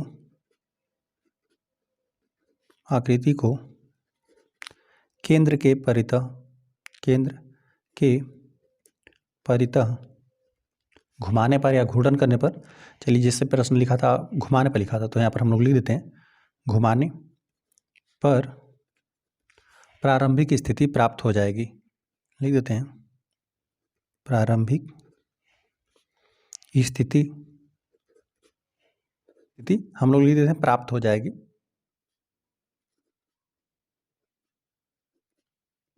मतलब जो भी आपका आकृति है वह 360 अंश पूरी तरह से घूम जाएगा, है ना। यहाँ पर एक तो प्रश्न में दिया गया था 60 अंश, और दूसरा हमने ज्ञात किया 60 अंश मतलब 120 अंश ज्ञात करके हमने बताया कि यहाँ पर आर पे रोटेट करेंगे 120 अंश, तो यहाँ पर एक बार आ जाएगा आर, दूसरी बार में आर यहाँ पे, और तीसरी बार में यहाँ पर आ जाएगा, है ना। घूर्णन समित क्रम आपको 3 बार मिलेगा इस प्रकार से, ठीक है। जब 120 अंश से आप रोटेट करेंगे तब कोण आपका यहाँ से यहाँ तक बनेगा, फिर यहाँ पर और फिर यहाँ पर हो जाएगा। जब 120 अंश आप रोटेट करेंगे तब, और एक 180 अंश बनेगा, तो यहाँ पर यहाँ से यहाँ तक आपको ले सकते हैं, ठीक है। यहाँ पर पूरा 180 अंश में आपका एक बार में आर यहाँ पर आ जाएगा, और दूसरी बार में फिर यहीं पर आ जाएगा, ठीक है। 180 अंश यहाँ पर हो जाएगा, और फिर तीसरा हमने बताया कि यहाँ पर 160 अंश मतलब 360 अंश के लिए, तो वो तो सभी आकृतियों के लिए रहेगा, ठीक है। तो यहीं पर फिर 360 अंश आप रोटेट करेंगे, 360 अंश रोटेट करेंगे तो इस आकृति का एक चक्कर पूरा हो जाएगा, है ना। तो लिख दिया हमने इस आकृति के लिए अन्य कोण 120 अंश तथा 180 अंश तथा 360 अंश हो सकते हैं, जिससे आकृति को केंद्र के परितः घुमाने पर प्रारंभिक स्थिति प्राप्त हो जाएगी। अर्थात जो भी आकृति वो 360 अंश घूम जाएगा। प्रश्न 7 दिया हुआ है, क्या हमें कोई ऐसी क्रम एक से अधिक की घूर्णन समिति प्राप्त हो सकती है जिसके घूर्णन के कोण निम्नलिखित हो? मतलब इन कोणों से कोई आपको घूर्णन समिति आकृति प्राप्त हो सकती है, ऐसा आप बताइए। चलिए तो हम लोग देख लेते हैं कि 45 अंश कोण से आपको किस प्रकार से आकृति प्राप्त हो रही है ना। हम लोग यहाँ पे लिख देते हैं माना, लेकिन हमें इतना पता है कि चाहे कितना हो भी अंश से कोण से घूर्णन करें, लेकिन एक चक्कर लगेगा कब? 360 अंश पर ही लगेगा, ठीक है। कोई भी आकृति रहेगी 360 अंश पर पूरी तरह से घूम जाएगी। तो यहाँ पर ये 45 अंश का कोण बना रहा है, ठीक है। तो हम लोग मान लेते हैं कि जो चक्करों की संख्या है मतलब n बार उसने घूर्णन किया है, ठीक है, माना। और यहाँ पर सिर्फ हम लोग आंसर में हाँ ना कर देंगे, ठीक है। बाकी इसको हम लोग हल करते हैं, देखते हैं क्या मिलता है हमें। लिख देते हैं माना आकृति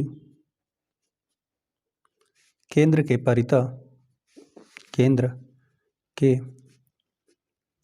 परितः 45 अंश, पहले वाले प्रश्न में आपको 45 अंश के हिसाब से हल करना है। 45 अंश के कोण से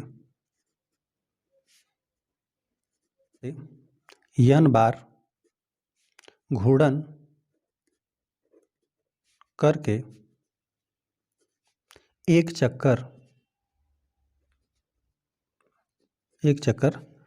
लगाती है, तब क्या हो जाएगा? यहाँ पे n बार चक्कर लग रहा है, गुणते 45 अंश का चक्कर लगेगा, और हमने बताया कि n बार घूर्णन कर रहा है, और कुल मिलाकर यहाँ पे एक चक्कर में कितना अंश का कोण बनता है 360 अंश का। तो सिंपल हम लोग 360 अंश लिख देते हैं। अब यहाँ पे जो भी गुणा में बराबर उधर पक्षांतर कर देते हैं। देख लेते हैं कि यहाँ 45 अंश के कोण कुल कितने बार बन रहे हैं, ठीक है, कितने बार घूर्णन हो रहा है, 45 अंश के घूर्णन कुल कितने प्राप्त हो रहे हैं। तो यहाँ पे 360 अंश में आप क्या कर देंगे, 45 अंश से आपको भाग दे लेना है ना, बस आपको इसको सिंपल विभाजित कर लीजिए। यहाँ पर जो 360 है 45 से ना 8 बार विभाजित है। हम यहाँ पर 45 का गुणा करके आपको दिखाते हैं, 45 का 8 से गुणा करके दिखाते हैं। यहाँ पे 8 5 40 हो जाएगा, यहाँ पे 8 5 40 को 0 हासिल 4 लगा, 8 चौका 32, 32 में 4 जोड़ देंगे तो आपको 36, 360 प्राप्त हो जाएगा।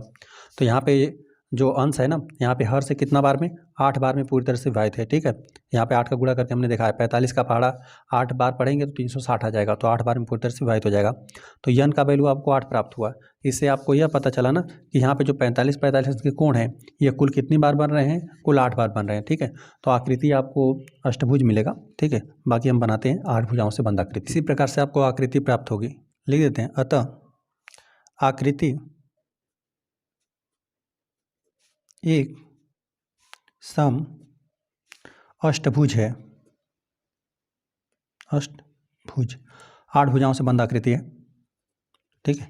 यहाँ पे 1 2 3 4 4 4 8 हो जाएगा। यहाँ पे 45 अंश का कोण हो जाएगा, 45 दूना यहाँ पे भी 45 रहेगा, 45 दूना यहाँ पर 90 हो जाएगा, यहाँ पर भी इतना भी 90, ठीक है। 45 90 हो जाएगा, और यहाँ पर इतना मिलाकर 180 अंश, बाकी इधर भी 180 अंश हो जाएगा, ठीक है। कुल मिलाकर 360 अंश का कोण हो जाएगा, ठीक है। तो यहाँ पर जो आकृति है एक समअष्टभुज बन रहा है, ठीक है। अब प्रश्न यहाँ पर पूछा था ना, क्या हमें कोई ऐसी क्रम एक से अधिक की घूर्णन समिति प्राप्त हो सकती है जिनके घूर्णन कोण यहाँ पर ये दे दिया गया था, है ना।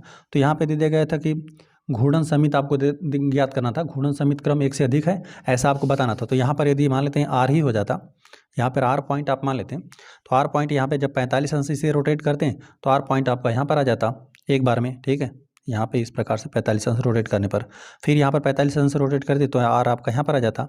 तो इस प्रकार से 1 2 3 4 5 6 7 8 यहाँ पर आपको घूर्णन समिति क्रम कुल 8 प्राप्त होता है ना। फिर आर आपका यहाँ पर आ जाता 45 अंश रोटेट करने पर, ठीक है।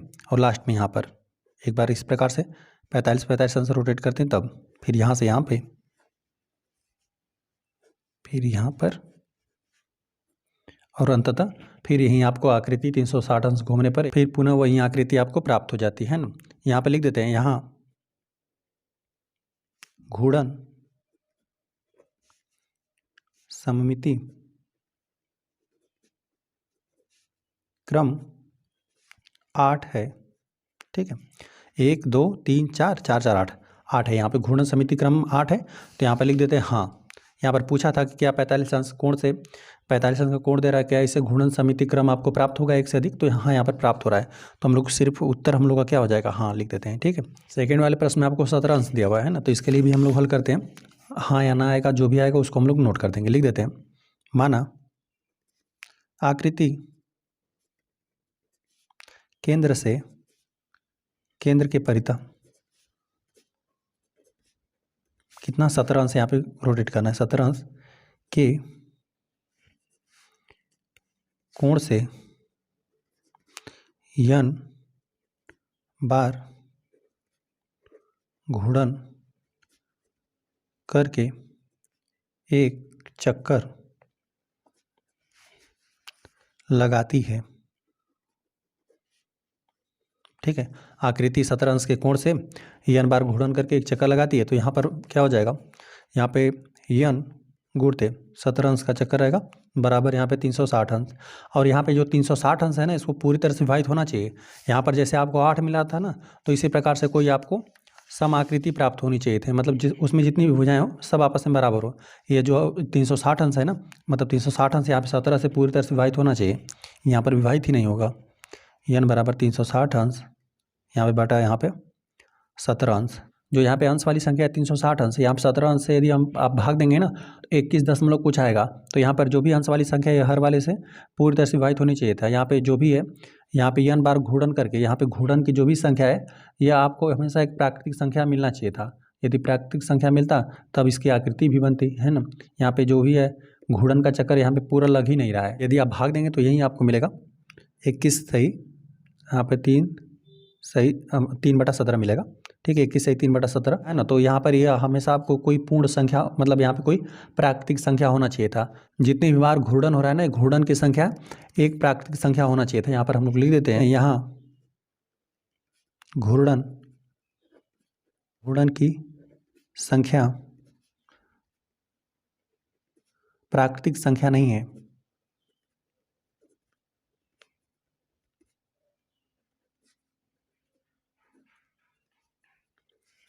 अतः घूर्णन सममिति क्रम शून्य है, 0 है। यहाँ आप कोई ऐसी आकृति नहीं प्राप्त कर सकते जिसे आप 17 अंश के कोण पर घूर्णन करके आप एक सममित आकृति प्राप्त कर पाए, है ना। मतलब एक आपको ऐसी आकृति नहीं मिलेगी जिसमें आपको घूर्णन सममित क्रम आपको मिले, कोई आपको नहीं मिलेगा। जो यहाँ पर आकृति यहाँ पे दे दिया गया ना, जो यहाँ पे 17 अंश के कोण से यदि आप उसे रोटेट कर रहे हैं, घुमा रहे हैं, ठीक है, घूर्णन कर रहे हैं, तो यहाँ पे जो आपकी आकृति है वह आकृति सही नहीं है। आकृति सही नहीं है, इसका ये मतलब हुआ ना कि जो भी आपकी आकृति है यहाँ पे 17 अंश के कोण से यदि आप उसे रोटेट कर रहे हैं, घुमा रहे हैं ना, तो वह आकृति कुछ टेढ़ी मेढ़ी है, ठीक है। यहाँ पर जो 360 अंश है, यहाँ पे जो भी हर में रहे, ठीक है, इसे पूरी तरह से विभाजित होना चाहिए। जब यहाँ पे 360 अंश हर वाली संख्या से पूरी तरह से विभाजित होगा ना, तभी आपको एक सममित आकृति प्राप्त होगा। जैसे यहाँ पर 360 अंश जो था, यहाँ पे 45 से पूरी तरह से भाग चला गया, तो यहाँ पे n का वैल्यू 8 प्राप्त हुआ। तो यहाँ पर इससे आपको यह पता चला ना कि जो भी आकृति हो 45 अंश के कोण पर कितनी बार घूमी हुई है, मतलब घूर्णन कितनी बार उसने कुल किया हुआ है, 8 बार। तो यहाँ पर यही आपको एक प्राकृतिक संख्या ही प्राप्त ही नहीं हो रहा है ना। तो मतलब आकृति आपकी टेढ़ी मेढ़ी है, घूर्णन नहीं होगा। आकृति आपकी टेढ़ी मेढ़ी है, उसे आप 17 अंश के कोण पर घूर्णन करके एक आप सममित आकृति नहीं प्राप्त कर सकते हैं। हालांकि कोई भी आकृति रहेगा उसे 360 अंश के, मान लेते कोई भी आपकी टेढ़ी मेढ़ी आकृति है, उसे 360 अंश के घूर्णन कर देंगे ना, तो एक तो आपको घूर्णन सममिति क्रम एक तो मिलेगा, ठीक है। इसको 0 नहीं 1 लिखते हैं, क्योंकि कोई भी आकृति रहेगा उस आकृति को आप एक बार रोटेट तो कर ही पाएंगे, है ना। लेकिन इसमें आपको दूसरा नहीं मिलेगा, है ना। यहाँ पे दूसरा पाने के लिए यहाँ पे जो 360 अंश है या 17 अंश से पूरी तरह से विभाजित होना चाहिए था, ठीक है। तो यहाँ पे 17 अंश के कोण पर रोटेट करके किसी आकृति को आप घूर्णन सममित क्रम एक से अधिक आप नहीं प्राप्त कर सकते। एक तो मान लीजिए सभी आकृति का हो सकता है ना, यहाँ पे 0 नहीं 1 लिख देंगे। घूर्णन सममित क्रम एक से अधिक प्राप्त करने के लिए यहाँ पर जो अंश वाली संख्या है यह हर से पूरी तरह से विभाजित होनी चाहिए थी, ठीक है। और आपको प्रश्न में यही पूछा था ना कि यहाँ पे घूर्णन सममिति क्रम आपको एक से अधिक चाहिए था, ठीक है। तो यहाँ पर एक ही मिलेगा, एक से अधिक आपको नहीं मिलेगा। तो यहाँ पर हम लोग लिख देते हैं नहीं, ठीक है। ऐसी कोई आकृति नहीं हो सकती जिसको हम लोग 17 अंश के कोण पर रोटेट करें तो यहाँ पे घूर्णन सममिति क्रम एक से आपको अधिक मिले। इस प्रश्नावली में कुल 7 प्रश्न थे, 7 प्रश्न हल हो गए। वीडियो पसंद आए तो वीडियो को एक लाइक कर दीजिए। यदि चैनल पर है तो कृपया चैनल को सब्सक्राइब कर दीजिए।